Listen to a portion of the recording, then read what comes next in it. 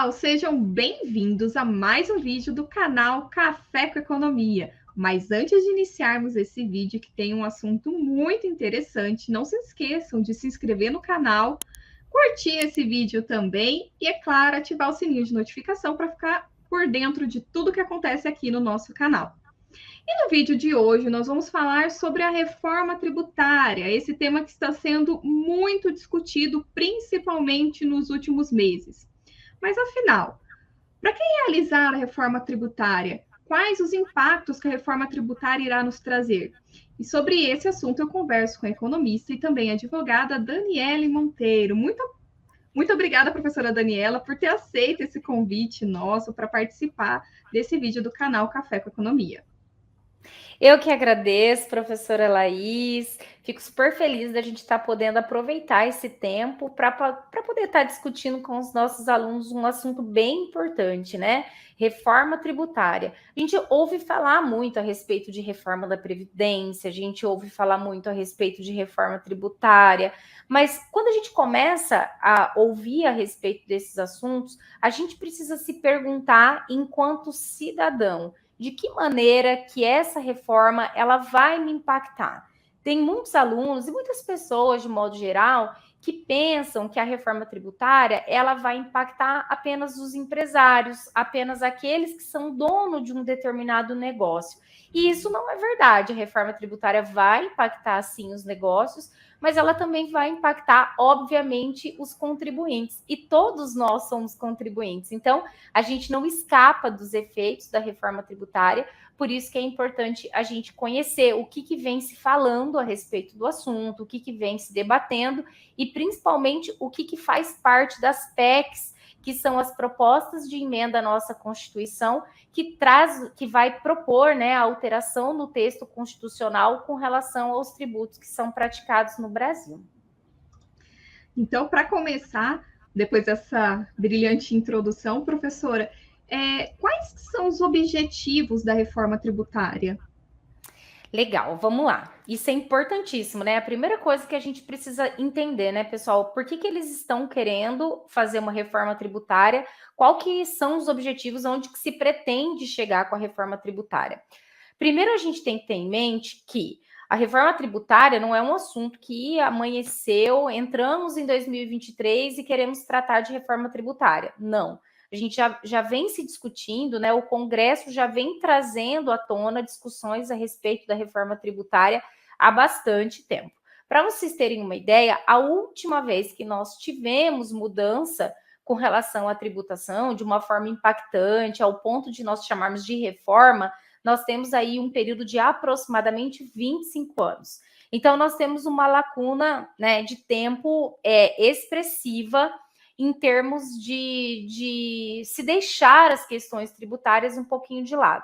Então, professora, quer dizer que em 25 anos não mudou nada? Mudou, mas nós não tivemos mudanças ao ponto de dizer houve uma reforma tributária. Nós tivemos supressão de tributos, nós tivemos a criação de outros, tivemos a majoração de alguns, mas nós não tivemos assim mudanças como essa que está se discutindo no momento para que a gente possa vir a denominar como reforma. Então, primeiro, a gente já tem um tempo aí considerável onde não há mudanças.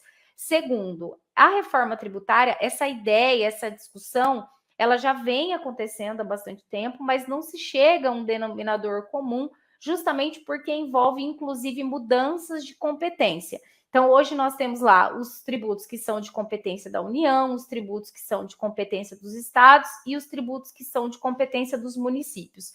E nós estamos falando, né, pessoal, da maior fonte de receitas, né? É lógico que existem outras fontes de receitas para a União, para os estados e para os municípios, mas é obviamente que os tributos é onde a gente tem ali a maior arrecadação. Então, com mudanças de competências, com supressão de tributos, com a criação de novos, ou diminuição ou majoração de alíquotas, obviamente que essa fatia financeira, ela passa por mudanças. E aí, qual que é a ideia? Qual que é o objetivo? De se trazer uma proposta de reforma e de se ter a reforma aprovada.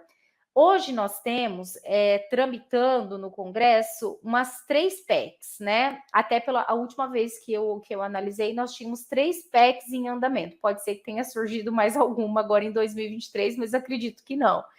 E essas PECs, todas elas, embora tenham textos diferentes, tenham ali características, detalhes diferentes, todas elas têm o mesmo direcionamento para fins de objetivo. Então, qual é? Tornar o sistema tributário mais transparente e simplificar o processo de arrecadação. Professora, mas o que isso significa na prática? Por exemplo, pessoal, vocês que estão me ouvindo, que estão assistindo aí esse vídeo comigo e com a professora Laís, você sabe exatamente ao longo de 12 meses o quanto você paga de tributo? Provavelmente você deve estar dizendo para mim assim, professora, eu sei que eu pago muito, ok? Eu quero saber o quanto. Você sabe? Em termos monetários, você conseguiria me dizer, professora, olha, no ano de 2022, eu paguei de tributo R$ 3.000, R$ 4.000, R$ 5.000. Você tem essa noção? A segunda pergunta que eu quero fazer para você é o seguinte: você entende do processo de arrecadação? Ou seja, você sabe exatamente o que você está pagando e o porquê você está pagando?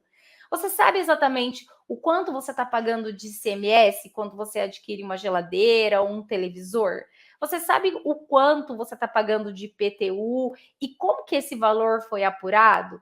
Então, existe no sistema tributário brasileiro muita confusão, tanto para os contribuintes, de modo geral, enquanto consumidores, como é o nosso caso, quanto para as empresas, para os empresários também, que são responsáveis aí pelo pagamento de inúmeros tributos. Então, a ideia dessas PECs, né, com a proposta de reforma, independente da PEC que for aprovada, é fazer com que o sistema tributário brasileiro ele seja mais simples, de fácil compreensão, de que ele seja mais transparente, tá? A gente sabe que há diferença de tributação entre estados. Aqueles que são da área de contabilidade, provavelmente, ou que atuam também com contabilidade, provavelmente vão ter uma noção maior com relação a isso que eu estou dizendo.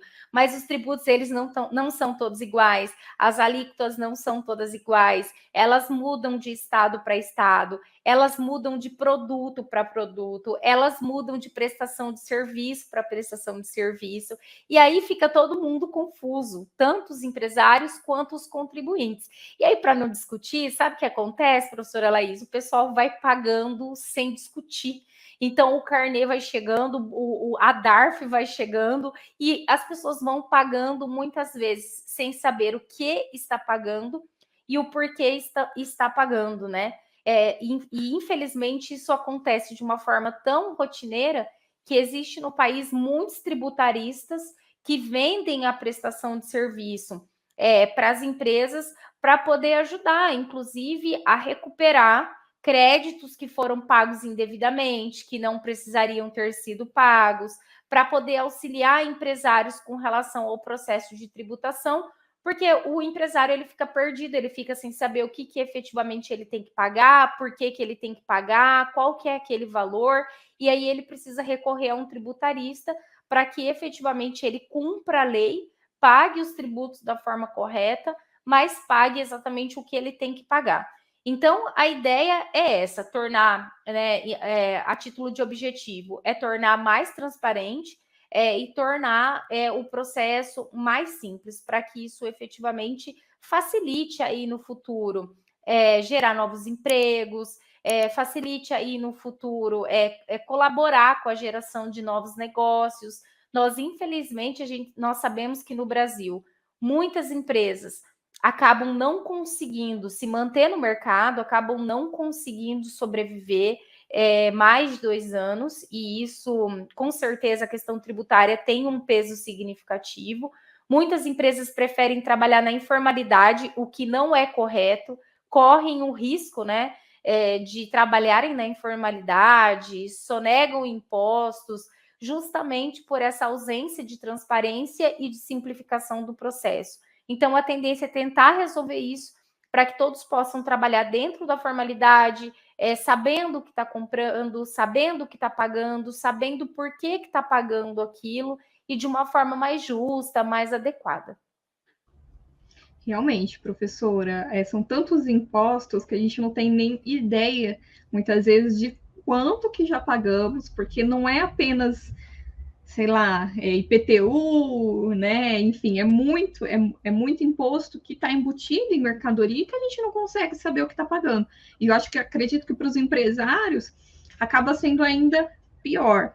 Além de pagarem algumas vezes aquilo que não precisaria, ainda tem aqueles que acabam não pagando, mas não realmente na intenção de sonegação, mas às vezes porque realmente não tem conhecimento, porque é tanta coisa para pagar, tanta coisa, que acaba não sabendo o que precisa, a forma adequada, né, para se fazer. Bom, professora, e quais são então os principais pontos que nós temos para essa reforma tributária? Olha, gente, é aqui agora que são elas, né? Porque quando se fala da questão da reforma tributária, a gente já dá aquele frio na barriga, né?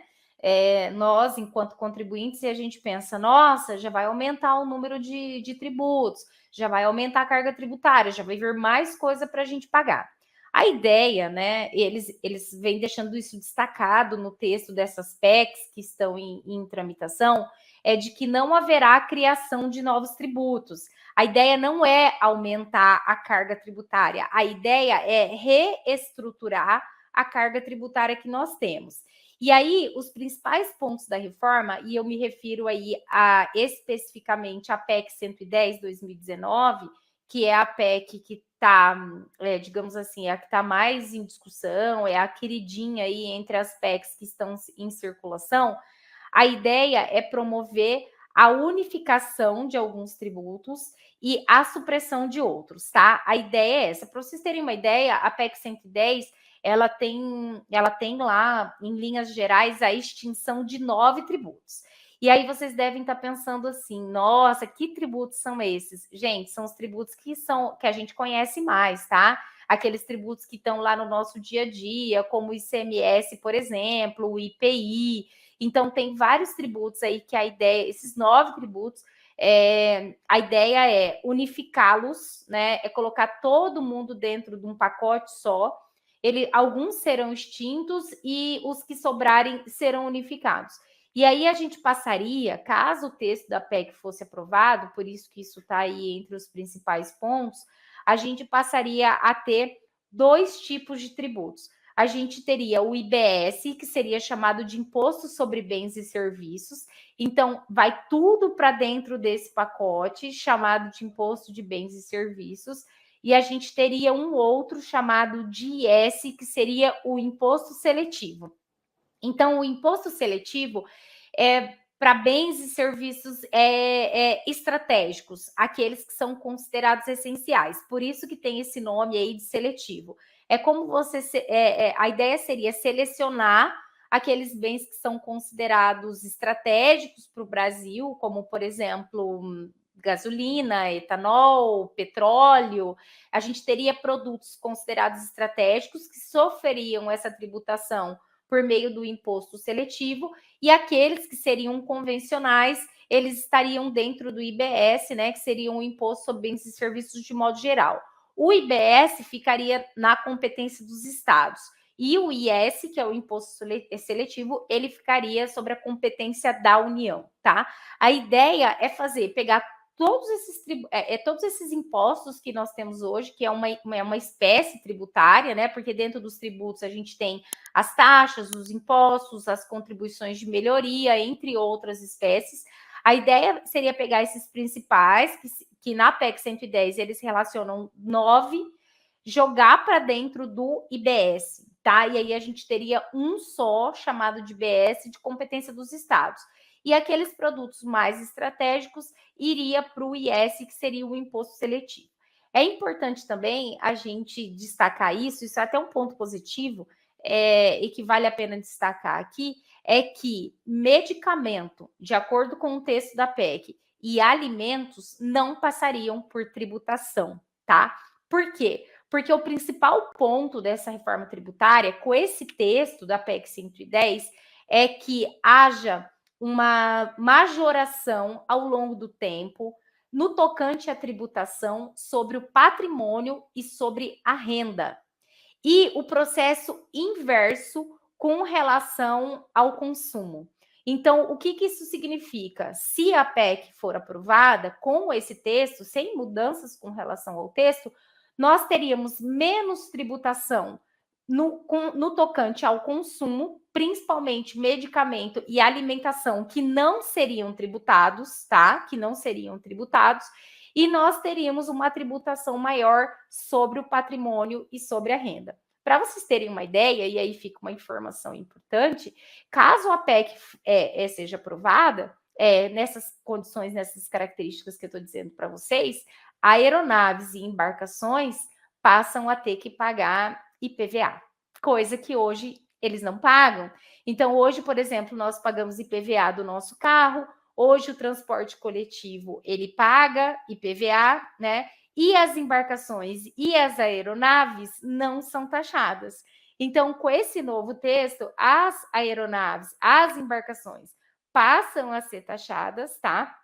E o transporte coletivo, só o transporte coletivo, não precisa se animar, não. Por enquanto, os nossos carros que a gente usa lá para ir para o nosso trabalho, para a nossa vida, não está no bolo, tá? Pelo menos por enquanto. Mas o transporte coletivo passa a ser subsidiado com relação ao pagamento. Por que aí? Porque aí as passagens acabam ficando para os consumidores de uma forma mais barata. Então, a gente consegue ver, por exemplo, ó, eles estão querendo jogar lá patrimônio e renda. Aí, o cara que tem jet ski, o cara que tem lancha, o cara que tem aeronave, vai ser tributado, tá? Tem um monte de gente, professora Laís, acho até interessante, quando eu começo a discutir esse assunto com os alunos, aí tem aluno que diz para mim assim, professora, ai, que bom, né? Porque, olha que legal, desse tributo eu tô livre, não tenho problema nenhum, porque eu não tenho embarcação, não tenho aeronave. Eu falei, claro, você tá contente com isso, mas o cara que tem aeronave, que tem embarcação, provavelmente não está. E isso vai acontecer com relação a outros produtos também que passarão por processo de tributação e que nos afetará. Então, assim, a gente precisa analisar o texto da PEC como um todo. Não adianta a gente usar esse olhar, sabe, professora Laís? Ah, eu não tenho embarcação, eu não tenho aeronave, então para mim tá tudo bem, pode tributar. Pode ser que um dia você tenha, certo? Pode ser que um dia você tenha. Claro, né? Ou, ai, olha, eu não ando de ônibus, eu ando de carro próprio, eu não uso transporte coletivo, então isso não vai me afetar. Não é assim, tá, pessoal, que a gente tem que fazer. Nós, enquanto economistas, a gente tem que analisar os efeitos da PEC como um todo. Então, o quanto que vai ser arrecadado com essas aeronaves, com essas embarcações? O quanto que vai deixar de ser arrecadado quando se tira os alimentos e os medicamentos? Ah, professora, mas alimento, medicamento é essencial, todo mundo tem que ter acesso, tem que ser barato mesmo. Ok, não estou discutindo isso. Eu estou falando sobre o volume de receita que a gente deixa de fazer a captação, né? E o novo volume de receita que vai vir com relação à tributação de bens que antes não eram tributados. Com certeza, é algo para se pensar e para se analisar também, né? Qual que vai ser o efeito disso dentro da economia de uma maneira geral. E, professora, então, falando nisso, né, quais são as vantagens e desvantagens dessa reforma tributária? Ai, olha, dá até uma falta de ar, né? Quando a gente começa a falar sobre vantagens e desvantagens, porque a gente levanta de um lado vantagens, a gente levanta de outro desvantagens, e a gente precisa colocar tudo isso na balança e ver para que lado essa balança vai pender. Às vezes tem alunos que falam assim, professor, então será que não era melhor deixar do jeito que está? E a gente não mexer, deixar do jeito que está? E tem pessoas que falam, não, realmente, a gente vai passar aí pelo caminho das pedras, vai enfrentar algumas desvantagens, mas se lá na frente o resultado ele for mais efetivo, ele for melhor, ele vai proporcionar para a economia o que se quer, ok, vamos passar pelo caminho das pedras. Então, assim, todas as ações, né, professora Laís, todas as medidas que são adotadas, elas vão impactar positivamente e negativamente, e a gente vai precisar de um tempo de resposta. Então, o próprio sistema ele vai se readequando e ele vai sentindo os efeitos das mudanças propostas. É lógico que, a título de vantagem, o que se espera? Crescimento do número de oportunidades de emprego, porque a partir do momento que você tem uma mudança com relação à estrutura tributária, aí com esses pequenos detalhes que eu passei para vocês, é isso que a ideia é que isso venha a refletir de forma positiva lá na frente. Ou seja, se eu vou estar tributando menos o consumo, as pessoas vão estar consumindo mais, as pessoas vão estar comprando mais, elas vão estar colocando o dinheiro delas para rodar mais dentro do sistema. Se as pessoas estão comprando mais, as empresas vão produzir mais, para as empresas precisarem, para elas poderem produzir mais, elas vão contratar mais trabalhadores, elas vão pagar mais salários, elas vão ampliar os seus negócios, e tudo isso faz essa grande roda econômica girar. Então, você tem um crescimento de oportunidades de emprego, porque essa simplificação dos tributos, elas vão fomentar esses investimentos aí em novos setores. As pessoas vão ter uma maior clareza daquilo que está sendo cobrado, então a gente poderia, inclusive, se preparar. Todo mundo no começo do ano, todo final de ano, tem um economista dizendo o que é para você fazer com o seu 13º. Em grande parte, para aqueles que são CLT, em grande parte das entrevistas, os economistas eles alertam sobre a necessidade de você deixar uma parte desse dinheiro para as despesas do início do ano, né? Que chega lá o carnê do IPTU para você pagar, chega o IPVA do seu carro para você pagar, e dali para frente vários outros tributos vão chegando. Em abril chega o imposto de renda e por aí vai. Então, janeiro chega o IPTU, final de janeiro, começo de fevereiro chega o IPVA, em abril chega o imposto de renda e ladeira abaixo. A gente tem o ano inteiro tributo para poder administrar. E esse economista sempre chega lá no final do ano dizendo: olha, é importante que esse dinheiro extra seja sim utilizado para você, enfim, viver o final do ano, mas é importante você se programar para os tributos que vêm no começo do ano também. Às vezes, você pagando à vista, você vai ter um desconto e coisa e tal. Então, eles alertam para essa necessidade. Por que eles fazem isso? Porque grande parte da população não tem essa clareza com relação aos tributos que vão ser cobrados. Fica todo mundo lá tenso, tentando acessar o site do Detran para saber qual que é o valor que vai pagar do IPVA naquele ano. Fica lá todo mundo ansioso, esperando o carnezinho da prefeitura chegar para saber qual que é o valor que veio do IPTU naquele ano. Então, falta essa clareza, falta esse entendimento para os contribuintes também estarem preparados, né, para esse processo de mudança.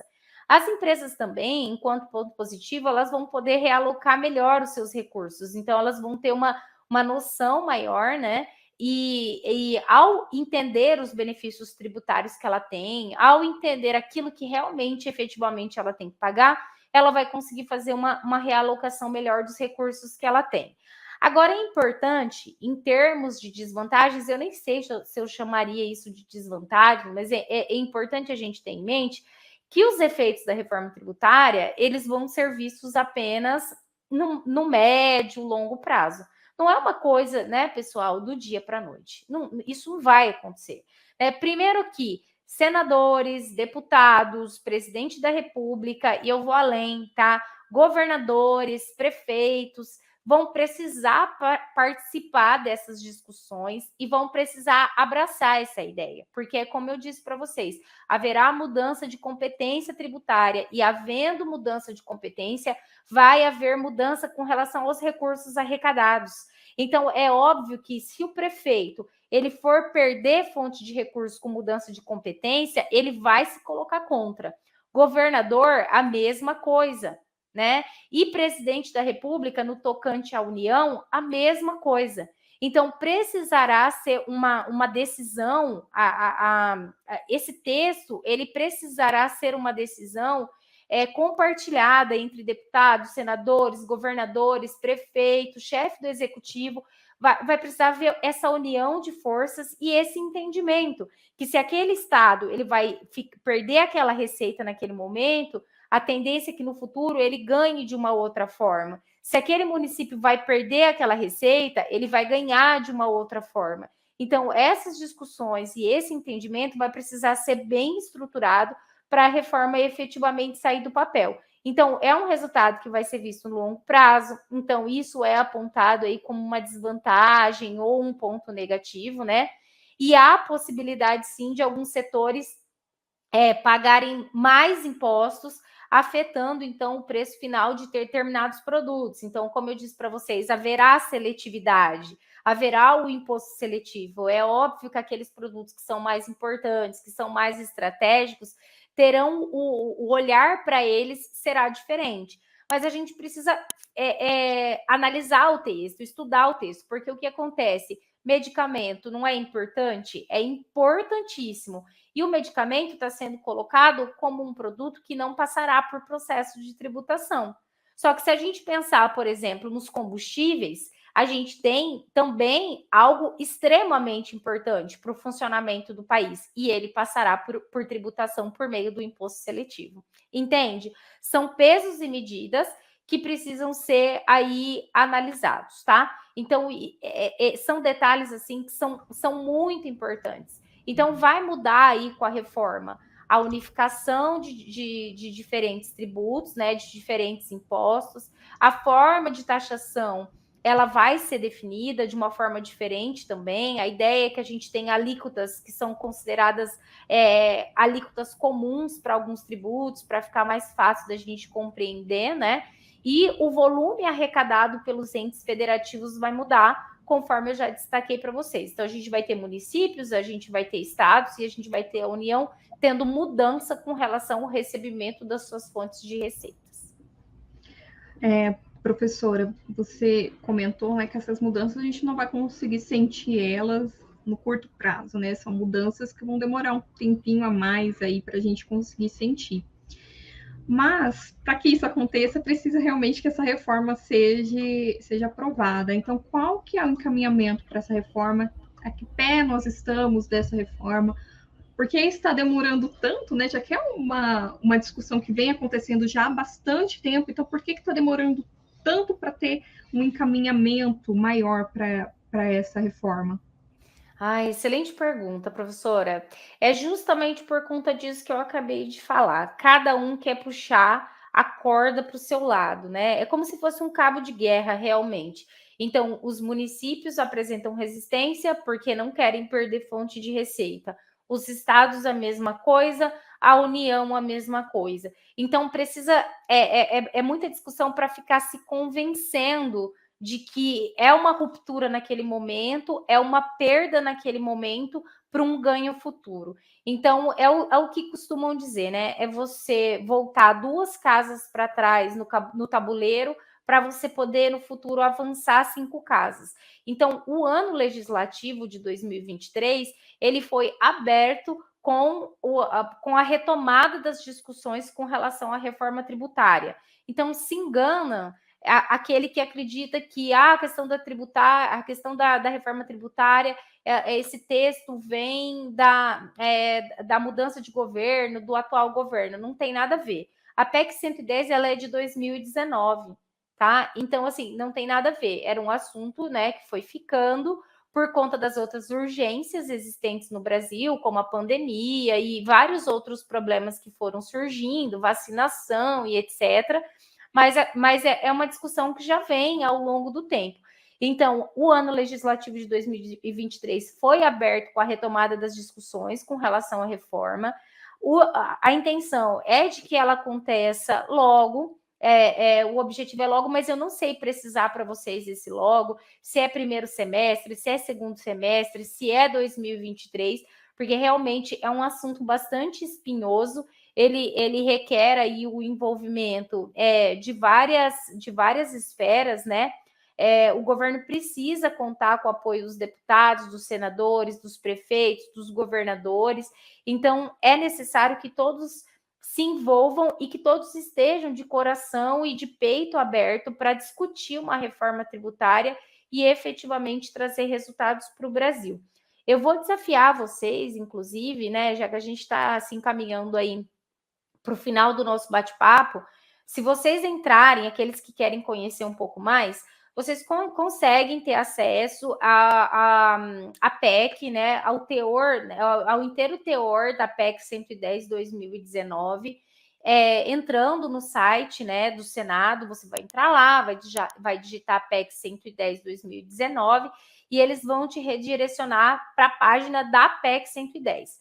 Lá, inclusive, você vai poder ver quem está votando de forma favorável, quem está votando de forma contrária, e você poderá, enquanto cidadão, opinar. Então, você tem direito a opinar sobre essa matéria. E é muito interessante isso. Dê o seu voto. Lá vocês vão ver quantas pessoas... É tipo uma espécie de uma enquete. Lá você consegue ver quantas pessoas votaram favoráveis à PEC e quantas pessoas votaram contrários à PEC. Quando eles abrem esse espaço para a gente, é para nos ouvir, é para ouvir o cidadão, é para ouvir o contribuinte. Então, é importante que a gente entre lá, acesse a PEC por inteiro, lá vai ter a justificativa, lá vai ter o objetivo, vai ter quem foi o representante, né, do governo que propôs a PEC com aquele texto. Então, quem é o governador que está envolvido, quem que é o senador que está envolvido, quem que é o deputado que está envolvido, quem que está participando das discussões. E a gente tem por obrigação fazer isso. A gente tem que conhecer quem é que está discutindo essa PEC, quem que propôs o texto, qual que é a ideia dele, e a gente tem que opinar. Às vezes eu olho lá por curiosidade, porque eu gosto de acompanhar, e eu vejo lá, 1.000 pessoas votaram. Gente, o que é 1.000 pessoas nessa imensidão de contribuintes que nós temos?